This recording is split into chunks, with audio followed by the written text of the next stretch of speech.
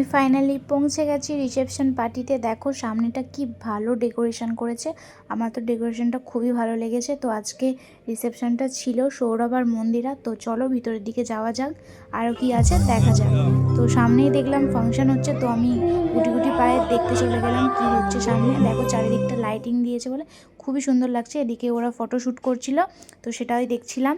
দেখো চারিদিকটা কি দারুণ লাগছে, সামনে ফাংশন হচ্ছিল, এদিকটা সেলফি জোন করেছে, সবাই দেখছিল ফাংশনটা। তো আমিও একটু ঘুরে ঘুরে দেখে নিলাম, তারপর একটু গিয়ে পাপড়ি চাট খেয়ে নিলাম।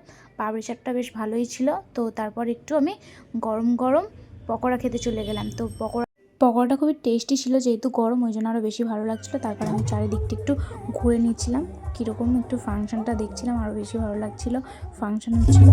তো তারপর আমি একটু গিয়ে ফ্রেঞ্চ ফ্রাই খেয়ে নিলাম। দেখো এখানটা কি সুন্দর সাজিয়েছে পানের স্টলটা, তো সেটা একটু ছোট্ট করে ভিডিও ক্লিপ করে নিয়েছি। তো তার সাথে হুক্কাও ছিল। তারপরে ওদিকে দেখলাম ফুচকা কাকু বসেছে, তো সেখানে গিয়ে ফুচকাও আমি খেয়ে নিলাম। ফুচকাটা খেতে ভালো লাগলো। তারপরে একটু হুক্কা দেখি সবাই ট্রাই করছে, আমি একটু ট্রাই করে নিলাম, বেশ ভালোই লেগেছে আমার। তো তোমাদের কেমন লাগলো পুরো ভিডিওটা অবশ্যই কমেন্ট করবে, তো একটা লাইক করবে। তো কেমন লাগলো আমাকে অবশ্যই কমেন্ট বক্সে জানিও। তো তোমার সাথে আবার নেক্সট ভিডিও তোমার সাথে দেখা হচ্ছে। তো চলো টাটা।